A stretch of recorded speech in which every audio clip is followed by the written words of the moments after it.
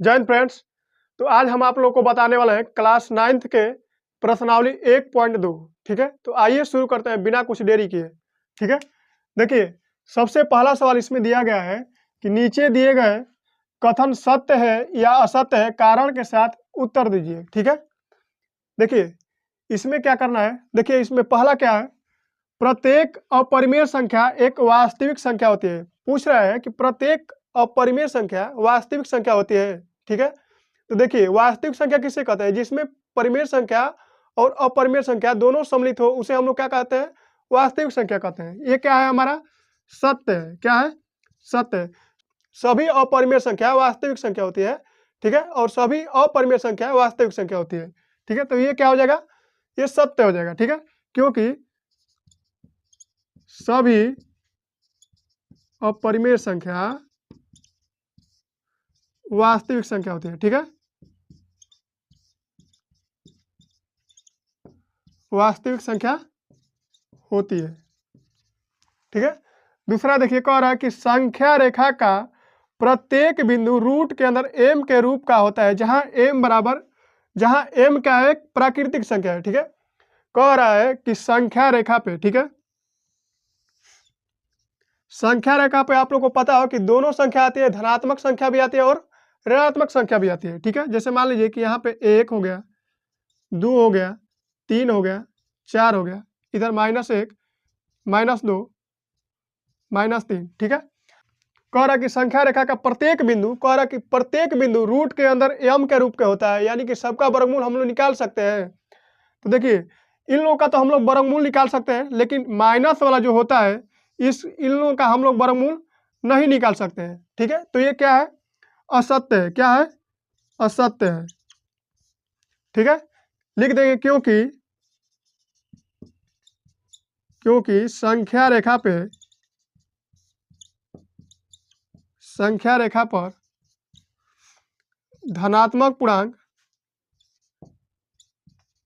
धनात्मक संख्या लिख देंगे, धनात्मक संख्या तथा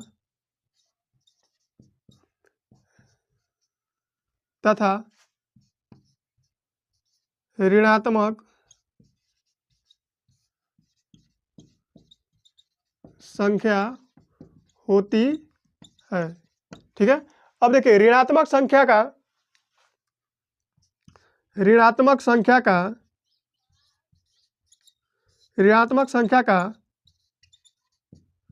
देखिए ऋणात्मक संख्या का वर्गमूल संभव नहीं है।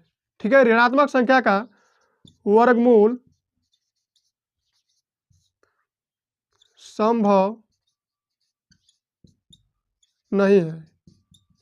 ठीक है, ये हमारा कारण हो जाएगा। ठीक है, तो माइनस में संख्या है, इसका हम लोग वर्गमूल नहीं निकाल सकते हैं। ठीक है, ये क्या है, संभव नहीं है, इसलिए क्या है, ये असत्य है। ठीक है, अब इसमें कह रहा है तीसरा में, देखिए कह रहा है कि प्रत्येक वास्तविक संख्या एक अपरिमेय संख्या होती है। कह रहा है कि प्रत्येक वास्तविक संख्या जो होती है अपरिमेय संख्या होती है। देखिए क्या होती है, ये भी क्या है, असत्य है।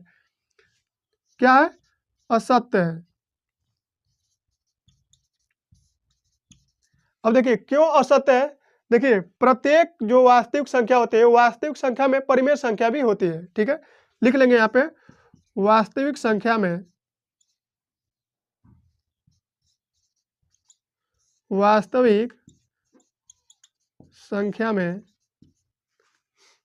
परिमेय संख्या भी होती है।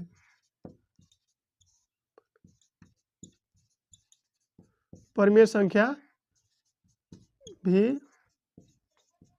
होती है। ठीक है, ना कि केवल अपरिमेय संख्या होती है। ठीक है, इसलिए क्या है, ये असत्य। तो आइए चलते हैं हम लोग दूसरा सवाल की ओर। कह रहा है कि क्या सभी धनात्मक पूर्णांकों के वर्गमूल अपरिमेय होते हैं, यदि नहीं तो ऐसी संख्या के वर्गमूल का उदाहरण दीजिए जो एक परिमेय संख्या हो। ठीक है, कह रहा है क्या सभी धनात्मक पूर्णांकों का वर्गमूल अपरिमेय होता है। ठीक है, यदि नहीं होता है तो एक ऐसी संख्या का उदाहरण दीजिए जिसका वर्गमूल क्या हो, परिमेय संख्या हो। ठीक है, तो सबसे पहले इसका उत्तर लिख लेते हैं हम लोग।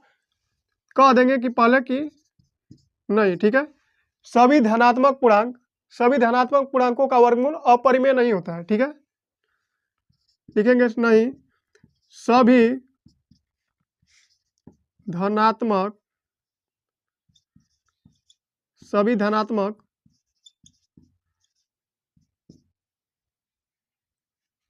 धनात्मक पूर्णांकों का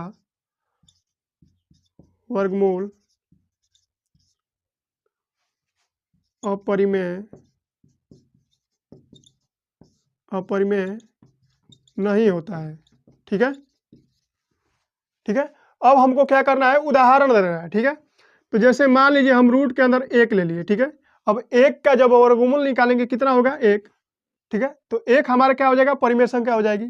ठीक है, जैसे रूट के अंदर हम लोग ले लिए 4। ठीक है, 4 का जब वर्गमूल हम लोग निकालेंगे कितना हो जाएगा, 2 हो जाएगा। ठीक है, तो 2 भी हमारा क्या है, परिमेय संख्या है। ठीक है, रूट के अंदर ले लेंगे 9, 9 का वर्गमूल निकालेंगे कितना हो जाएगा, 3 हो जाएगा। तो ये भी क्या हो जाएगा, हमारा परिमेय संख्या है। ठीक है, ऐसे बहुत सारे उदाहरण हैं। जैसे मान लीजिए 16 हो गया, 16 का वर्गमूल कितना हो जाएगा, 4 हो जाएगा। ये भी हमारा क्या हो जाएगा, परिमेय संख्या है। ठीक है, तो हम लोग कह सकते हैं सभी धनात्मक पूर्णांकों का वर्गमूल, ठीक है, अपरिमेय संख्या नहीं होती है। ठीक है, तो उम्मीद है आप लोग समझ गए होंगे। तो हम तीसरा सवाल आप लोग को अगले वीडियो में बताएंगे। ठीक है, तो फिर मिलेंगे अगले नेक्स्ट वीडियो में, तब तक के लिए जय हिंद।